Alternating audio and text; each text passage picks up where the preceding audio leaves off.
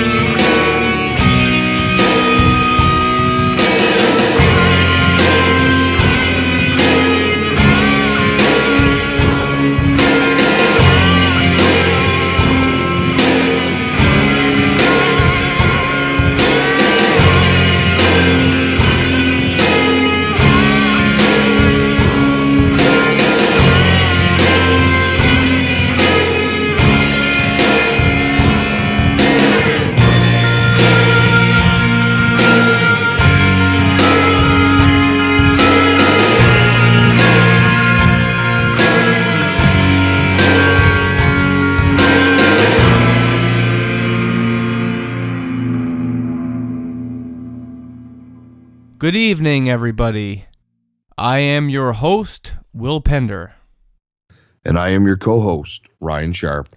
And tonight we are continuing with our cryptid theme. And in fact, Ryan has a surprise in store for you and me because he hasn't disclosed what this is to me either. So this will be as exciting for me as it is for you. Very interested to hear what he's been hiding away for this past little while. And before we jump into that, if you have a effed up story of your own on the paranormal, or pictures or video, we ask that you submit that to us at our official website, which is effedupstories.com. That's EFFEDUPSTORIES.com. I will get it on the website and into a podcast. And also, coming up right after Ryan's, I got a doozy for you too. So, 2 great episodes should be up this week, including this one. So, make sure you tune in for both of those. And with that said, dazzle us, Ryan. Well, I guess to preface this story, it's not our usual kind of submission deal. This is something that it's just a random story that I came across on the internet. And it was something, that I've never read before. It's a familiar topic, but with a definite twist to it. So this story isn't mine. It was posted up on a blog. I tried to contact the author unsuccessfully. So here's what I found. So I'm just gonna read exactly what he or she had posted. So the story goes as follows. I was a National Guardsman at the Mount St. Helens site, and this is the first time I've ever spoken about what I saw firsthand. I lived in Spokane, Washington, and was 24 at the time this all took place. I have read some of the other stories, and they only tell part of the story. I was placed on a special cleanup crew further up the mountain. A large tent was set up. It was guarded by armed soldiers who were not part of the National Guard. There were numerous soldiers on the scene that were also not members of the Guard. We were given a briefing by a soldier who said that after he spoke to us, we would forget about him and what he said at the end of the mission. This was strange, as we never dealt with anything like this before. Myself and 4 other guardsmen were told to follow a group of soldiers and not to speak to each other and to remain very quiet overall. We were told to get into a Jeep and wait. We sat in the Jeep for maybe a half hour. Eventually, another jeep arrived, carrying a civilian and another member of the military. The civilian was brought into the tent, and he emerged a few minutes later, followed by a large, hairy creature. It looked like a large man covered in fur. The best way to describe it was like Beast from the X-Men, but only brown. The creature looked to have some burns and had a bandage on its arm. At first, we were afraid, but when it walked by, we could see its eyes, and it just looked very sad and somber. He climbed into the back of the pickup with the civilian, and the two were speaking in a weird language I have never heard. It would cough at times. We followed the truck to different areas. There were 5 total stops. Each time we stopped, we were told to follow the civilian and the creature. Each time we followed them to rocky areas where there were caves. The creature would make a sound and then listen. At the first area, he made a sound, and we all just waited in silence. After a few minutes, the creature looked at the civilian, then at the ground. The civilian at one point touched its shoulder and called for a canteen to be given to the creature for a drink. The same thing happened at the next area, but this time there was a response to the sound. After a few minutes, 2 soldiers emerged from the cave, carrying a badly burned creature just like the one with the civilian. The creature bent down next to it and looked it over for about 5 minutes. It then spoke softly with the civilian. It turned and walked back to the truck, and we were told to follow. As we were walking away, we heard a gunshot, and we knew it was one of the soldiers putting the creature out of its misery. There was no response at the 3rd or 4th site, but at the 5th, there was another return sound to the creature. This time, it was different, and soldiers carried out the creature with a badly burned left leg. We were ordered to all help to get a very large stretcher from the back of the truck, and to help place the creature on it and carry it back to the truck with us. We then immediately returned to base camp.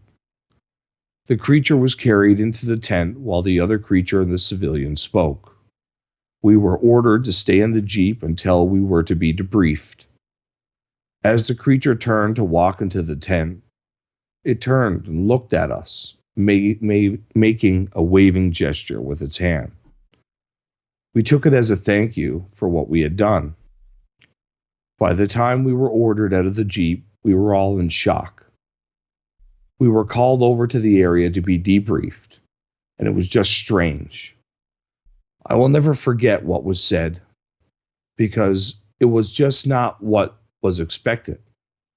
I thought I would hear, "You took an oath, and now you need to live up to it for your country," with a threat also implied.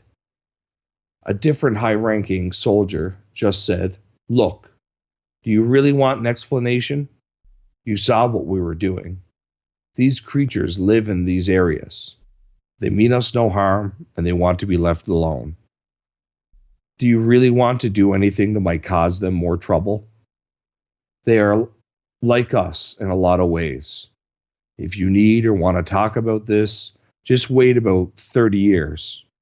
By that time, there will likely be no reason to keep them a secret." We were then ordered back to the guard camp because they were breaking it up so nobody saw too much and knew everything that happened. We did not speak of it, and after a few months, I just took the attitude that these things lived out there, and honestly, my life is no different because of it. I only bring it up now because people have been writing a lot of stuff about Mount St. Helen, and I believe that the whole story should be told. I will also say this. I like to camp and hike, and I have done so many times throughout the Northwest. Every time I would look for signs of these creatures, tracks, listen for sounds. I never saw or heard anything other than what I did that day at Mount St. Helen.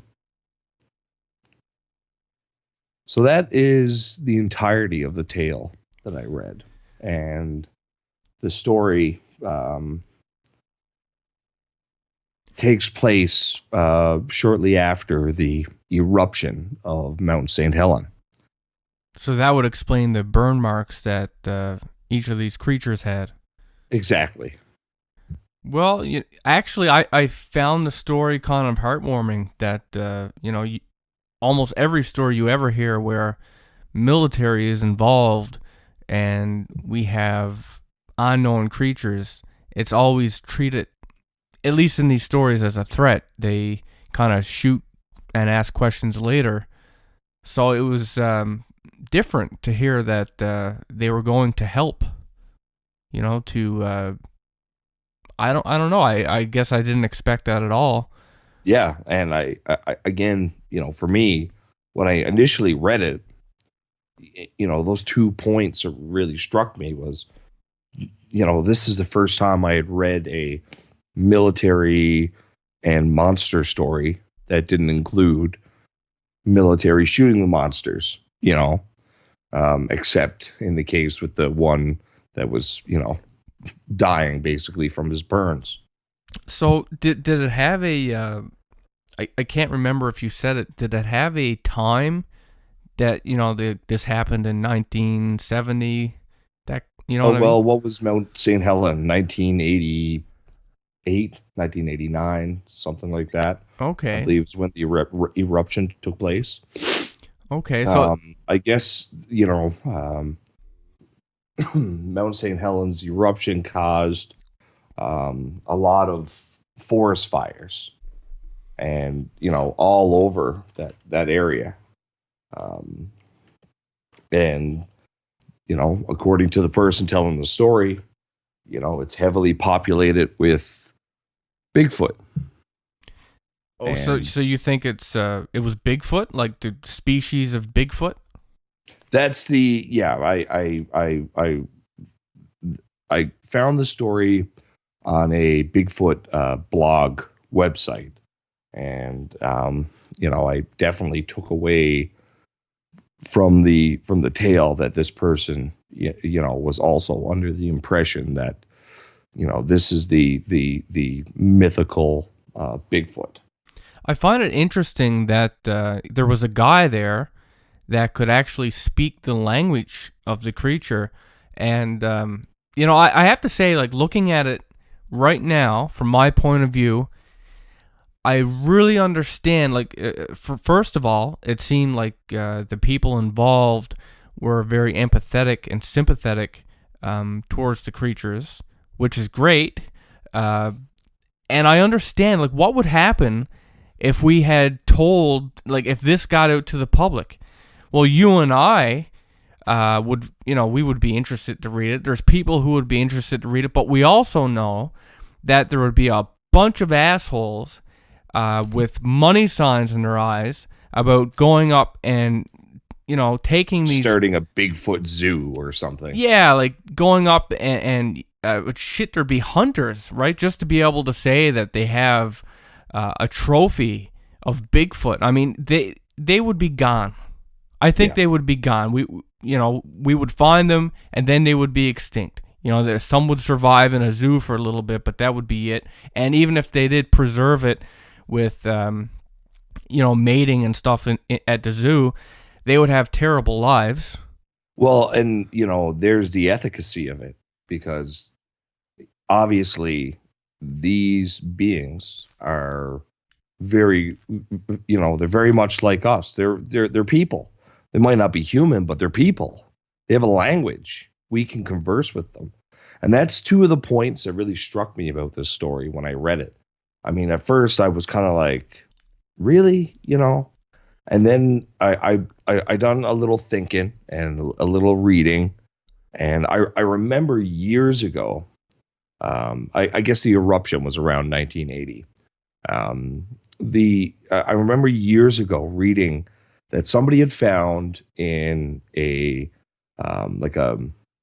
handbook for a specific military base that Bigfoot or the Sasquatch was listed in this book as an endangered and protected species that was not to be shot or approached by military personnel.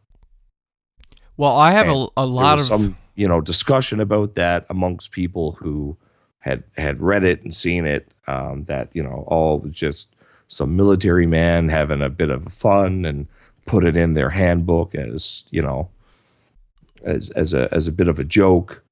But in light of this story, it leads a little legitimacy to it, I guess. So all the other part, other than the military base manual, that kind of struck me is that I do remember, and it looked around for a little while, and I couldn't find anything about specifically what my memory is, but I remember reading about an individual who I believe was Russian, who spoke about learning the language of the Russian Bigfoot and being able to converse with them. And I mean, there's two continents on this planet. We have the North American continent, Canada and the United States, and the Russian continent. Both of those continents are vast tracts of untamed wilderness, and if Bigfoot could survive anywhere, I believe it would. You're not going to get a Bigfoot in Great Britain, for example. England's a small continent, very heavily populated, and has been for a very long time. North America, vast tracts of forest and untamed wilderness. Russia even more so. And both of these countries, you get all kinds of stories about Bigfoot. But that's the language thing. Always, it really struck me that we don't think of Bigfoot in terms of being people. We think of them as being some kind of a less than human ape man, but at least in this story, this tale, they're fully capable of language and speech that is complicated enough or developed enough that we can both learn it and use it to effectively communicate, to coordinate our two species to a degree that allow us to work together effectively in some cases. One thing that, I just want to get your opinion on how you took it or what you took it to mean, was when the commanding officer said, basically, like, keep it a secret for now because in like 30 or 40 years, you won't need to anymore. I took it to mean that they're probably going to be dead. They're going to be extinct. Is that how you took it, or did you take it to be that? Well, that's it. That's interesting. I really didn't. But now that you put it that way, I think that's a very plausible explanation. That there's not many of these guys, not many of this lost tribe of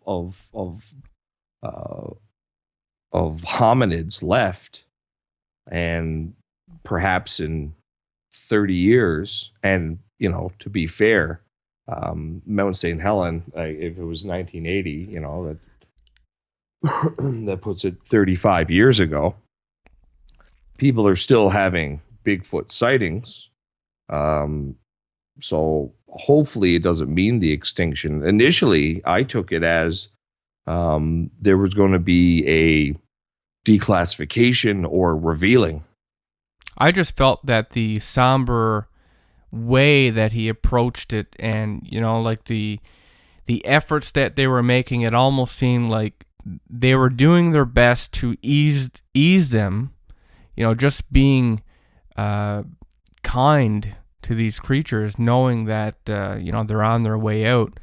It's just I guess a nice, just being nice for the sake of being nice, and knowing that these creatures are in a bad way, and that maybe there's more to the story that they would know. I mean, one of these guys could talk to them. Maybe they had this horrific backstory, how they dwindled down in numbers and how there's only a small amount left. And right, I mean, that's just the way that I took it. I could be wrong. I think it's a very likely scenario. I think it's it's kind of it could be either way. It could be this guy was under the impression that the classified nature of the existence of Bigfoot, which again, and it really set my mind going off in all kinds of directions when I finished the story. I started thinking of missing 411. And of course, through the whole David Pallades Missing 411 books, he never explicitly states that he believes it's Bigfoot.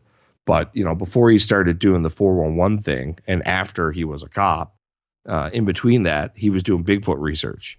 And then all of a sudden, he comes out with this Missing 411 book in which he says that, I specifically do not theorize as to what or who is taking these people and children out of respect for the families, which is great. That's fine. You would take a stance. For us, I think it's pretty clear that those books and those stories in 411 were alluding to something like Bigfoot. And, if these beings, if Bigfoot, Sasquatch, whatever you want to call them, if they are indeed just a distant relative, they're people, they're not human, but they're people, then, it would make sense that there's good ones and there's bad ones. Yeah, and I remember, I'm not going to say it, it's your little nugget that you found, and I feel like we're going to do a Bigfoot episode at some point. I feel like we started it and we just shelved it for the time. But you made a connection between Bigfoot and Missing 411. I'm not going to say how or what it was, but I remember you were really excited about it. Oh, go ahead, spit it out. Well, part of it is I can't completely remember, but it, I know it had something to do with a map of where people disappeared and the locations that Bigfoot were said to have been sighted, or something like that. Am I? So basically, the Missing 411 book. There, I can't remember which one. There's a map. I believe he might even have it on his website that kind of highlights these areas that people have gone missing in all throughout United States and Canada. And if you go and get a map from an organization like BFRO, the Bigfoot Field Research Organization, or any other group that has bothered to compile all the sightings, the regions, many of the regions overlap. And I, at the time, it was it felt like a very profound revelation, and it wasn't, I never thought about doing it until I came across the map on that David Pallades had put together. And, of course, you and I have spoken about this many times. I've always assumed that if the whole 411 phenomenon is real and is not just a product of many decades and missing people and weird statistical anomalies that look like a consistent phenomenon, if it is a real thing, then it to me and to you as well, I believe, it sounds like, or it seems like, this is something being pulled off by a Bigfoot-like creature. And so when I came across that map, it hit me. I was like, oh, and I, jumped on the BFRO website and pulled up a map of all these sightings. And, the hot spots for both maps overlapped quite significantly. And I really feel that, it's extremely likely that it's some kind of lost hominid cousin of ours, the Bigfoot, the Sasquatch, that's perpetrating these disappearances. Now, didn't we also discuss at some point that in these areas, I swear we discussed this, where it was revealed somewhere, or we read somewhere, that there were subterranean tunnels going all over the place where perhaps a Bigfoot could come up and just snatch someone away, and they could travel unhindered great distances between all these hot spots? Well, that was I don't know if there was any one thing that we read. I know, like, when it comes to North America, I mean, it is absolutely riddled with tunnels and caves, and all kinds of subterranean spaces. And I don't know if it was something that I had read in particular, but I remember we discussed this at length, because that's my personal theory, is that Bigfoot is a subterranean creature. It's an underground dweller, cave dweller. And that, part of the reason why so many cave networks are federally protected, both in Canada and the United States, and to an extreme degree, there are very few large cave systems that the general public is allowed to enter without special permits. And doing so, you're risking violating serious federal laws, right? And I mean, when it comes to law, that's the highest level of law you can break, really, is, other than looking at world crime, is federal law. So, why is there this mystery? Why are these caves protected so fervently by the authorities? It sometimes to the point where, the entrances are, a science team will have discovered a amazing cave system, but right in the article, it'll say, the location of the cave is not being released, to protect the delicate cave environment. So we have we're barred from going in these caves, but also, when it comes to the disappearing people, as David Pallades has pointed out, they also hide a lot of the information on these missing people so that people can investigate it, right? So we have these two different, and as he phrased it, some of the stuff is out of the norm, like when somebody is gone missing, normally they would phone, and they're more than happy to help because they want all the help that they can get. So why would... Well, in particular, he was pointing out the seeming insanity that, the national park system, both in the United States and Canada, don't seem to have a public record of missing persons within the park system.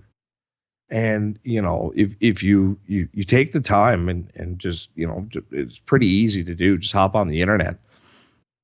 North America is absolutely blanketed with all these different wildlife reserves and park systems. I know that I was shocked at how much area is covered both in Canada and the United States under the the National Wildlife and Park Services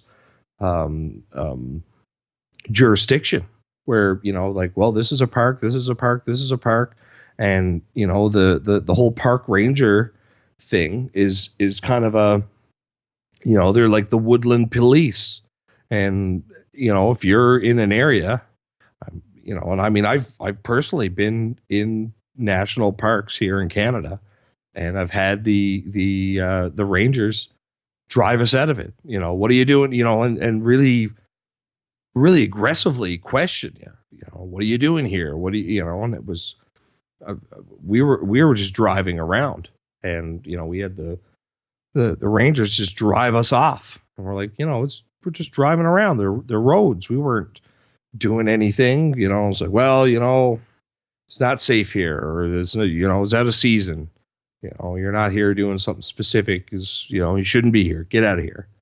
And all these little things together seem to add up to something specific. And I think that especially in the case of a large unknown hominid like creature, if we're not able to really pin down this thing or these beings, why could that be?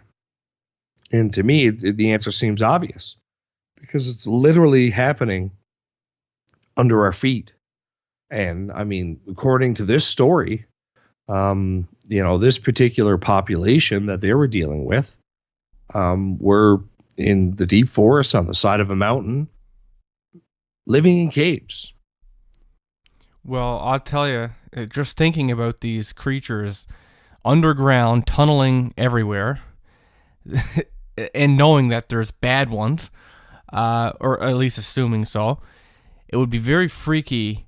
You're asleep one night and you're hearing this little bits of digging under your house, and you go down, and you're one of those unfortunate people that have a dirt basement, and you get snatched in your own house and dragged in these underground tunnels. Or a sinkhole opens under your bed. Yeah, I actually thought of that too, but that story still kind of gets to me, right? Like, of all the coincidence, right? Well, of all the things to have happen, right? It could have swallowed up his deep freeze or his washing machine, or swallowed up his car, but nope. Just him in his bed. Just him in his bed. It's crazy. And I can't think of if there was such thing as, you've been smited, well, he's been smote, because you have been smitten, sir. Yeah. No lightning needed, just a hole in the ground, easy peasy, no cleanup required. It's crazy. He was literally buried in his own home under his bed, right? I guess for me, I don't think of the whole Bigfoot situation or the Sasquatch situation in term. I do believe that they're subterranean, but I'm not sure how much digging they would be doing. I think there are a significant amount of cave systems and subterranean chambers that they could perhaps navigate them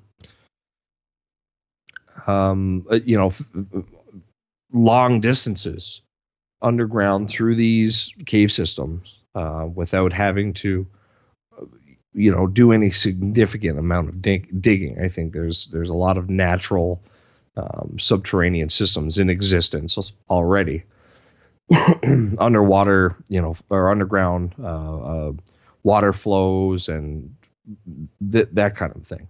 Well, I hope you're right, because the idea of some crazy ape man, tunneling under my house doesn't really soothe me. Yeah. Well, you're lucky, living on the rock. I don't think there has ever been a significant Bigfoot sighting on the island. Yeah, if I was Bigfoot, I wouldn't come here either. If I was me and I had other places to go, choice, I wouldn't be here either. But in any case, Do you have anything that you'd like to add to your story? Well, I don't think, like I said, I want to make sure that people are aware that, this is not my story. I don't even, I couldn't even find the actual name of the individual who wrote the story. In fact, I remember now that he had asked the blogger for this particular blogging website to maintain his anonymity. So, whoever you are out there, if you're listening to this, thank you very much for telling your story.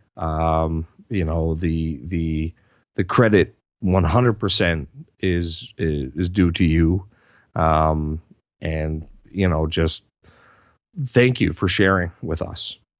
When you said that, I kind of expected you to say, whoever you are out there, we're ready to believe you. Like the Ghostbusters. But nothing so cheesy. No, unfortunately, I was kind of looking forward to it. But in any case, I personally enjoyed hearing a story for once where the creature was not tortured or held captive. It obviously had human-like qualities. They could get along with humans. It's good to hear that there's another species out there that we can intermingle with. I'm not saying, don't anyone take that the wrong way. I just Looking mean for some hot Bigfoot action there, my friend. Oh, not me, but I know a guy. No, but no, I just the whole idea that we can get along with other species. I think that's I've heard it mentioned many times when we talk about transcendence, when we leave the earth. The idea that animals for us. I love animals. And the idea that we can get along and we can respect each other for what we are, and still enjoy the company of animals. Like, people have pets, they have dogs, they have cats, and that's their family, right?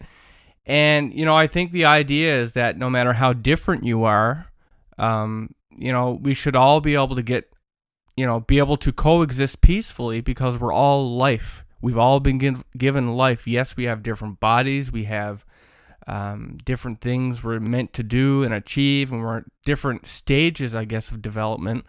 But, we're all life. It's that same essence. And I think that's the whole point, is that if there is this ultimate place that we strive to be, there's going to be life from all different walks, not even just this planet. There's going to be alien planets, there's going to be galaxies, different everything. And here we are on Earth, and humans we all can't even get along with each other because of color, because of race, because of religion. We're a long way from where we need to be. But I think that's the ultimate goal that we're supposed to achieve. We're all made from the same essence. We should all be able to coexist peacefully. I think that's an excellent point. And I mean, I'll just add this little tidbit. It wasn't that long ago, just a few tens of thousands of years ago in human history, when we shared this planet with a whole family of hominid creatures. There was Homo sapiens and Neanderthal, and the was it Dinovians, Gigantopithecus, Homo florensis, just a laundry list of other people that weren't humans but were people that we lived alongside of. They used tools, they had language, probably had culture and art. Is it that much of a stretch to think that there might be certain survivals of such things in our modern day? I think that's a good point, and I truly think that there are. I think there have been sightings. I just think it's rare. I mean, perhaps they are very smart. They know what we would do, and they're smart to avoid us. I know that. I know what we're like, right? I mean, not me specifically, but I mean, Well, sure, you and I, we avoid people. Yeah, we do. We're just like the animals in some ways. I guess, I don't know. But yeah, I mean, we know, and I'm sure that a lot of the people that watch our podcast, I think they know, because I think similar minds tend to congregate in the same areas.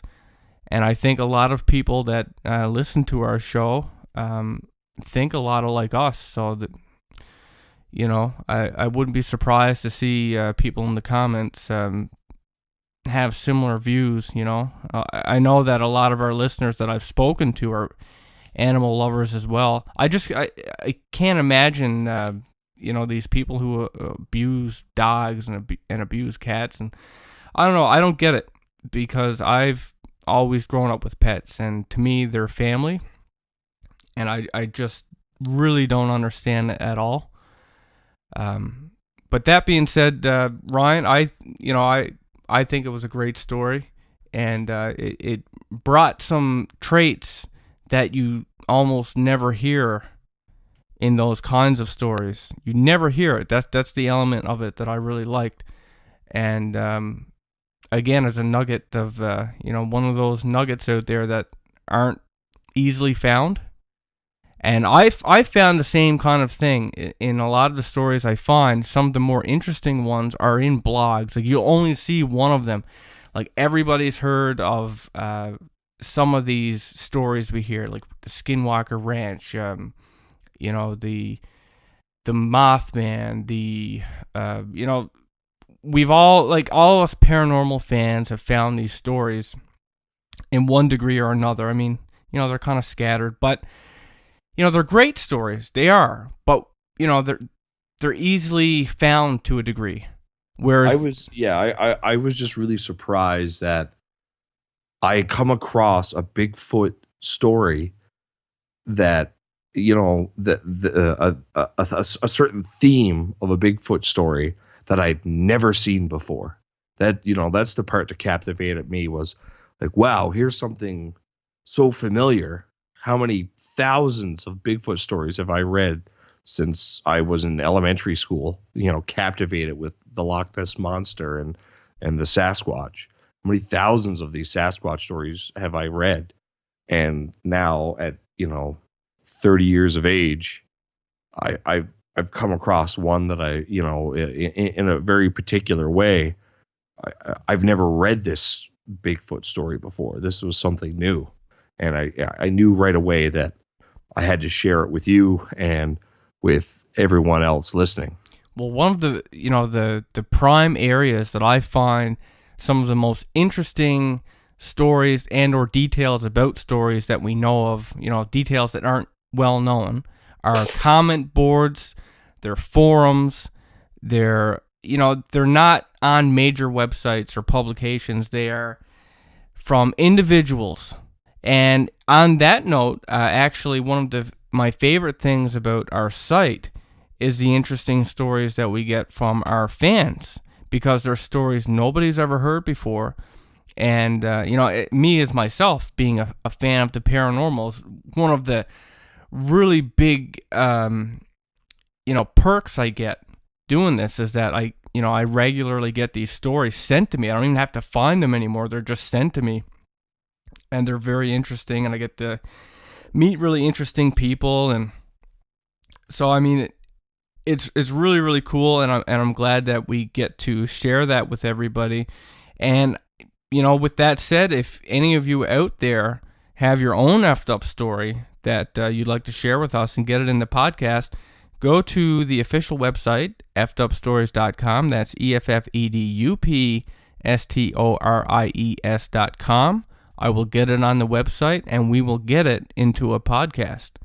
And with that said, definitely tune in for the last of our cryptid-themed episodes, because I've got a hell of an episode planned. I've talked about it months ago. I finally got it done.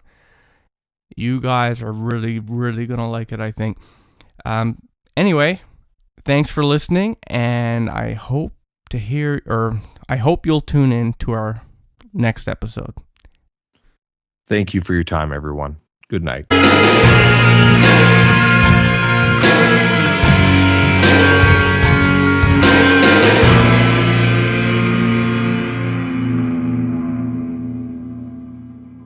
Good evening, everybody.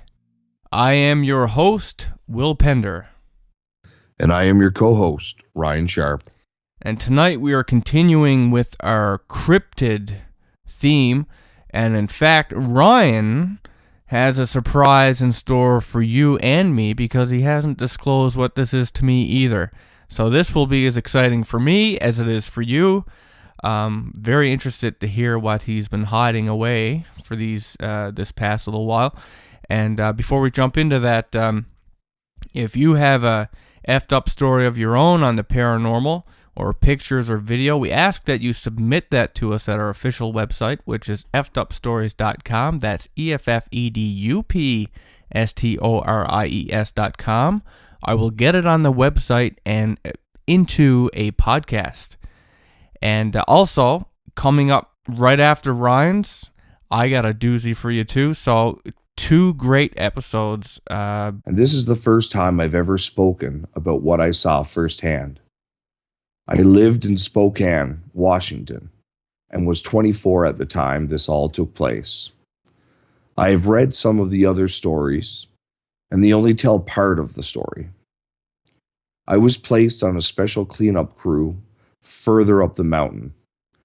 A large tent was set up. It was guarded by armed soldiers who were not part of the National Guard. There were numerous soldiers on the scene that were also not members of the Guard. We were given a briefing by a soldier who said that after he spoke to us, we would forget about him and what he said at the end of the mission. This was strange, as we never dealt with anything like this before. Myself and 4 other guardsmen were told to follow a group of soldiers and not to speak to each other and to remain very quiet overall. We were told to get into a Jeep and wait. We sat in the Jeep for maybe a half hour.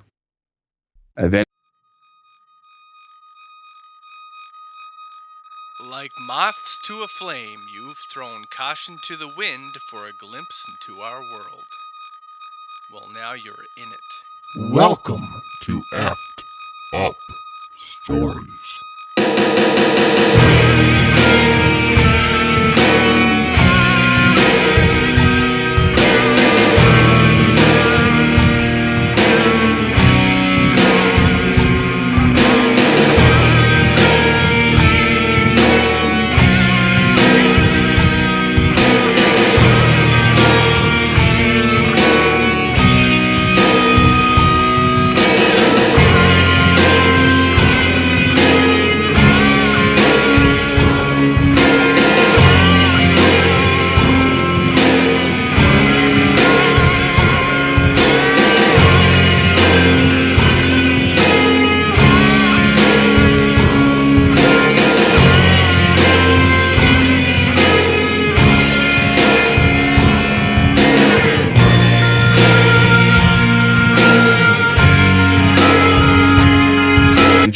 Another Jeep arrived, carrying a civilian and another member of the military. The civilian was brought into the tent, and he emerged a few minutes later, followed by a large, hairy creature. It looked like a large man covered in fur. The best way to describe it was like Beast from the X-Men, but only brown. The creature looked to have some burns and had a bandage on its arm. At first, we were afraid, but when it walked by, we could see its eyes, and it just looked very sad and somber.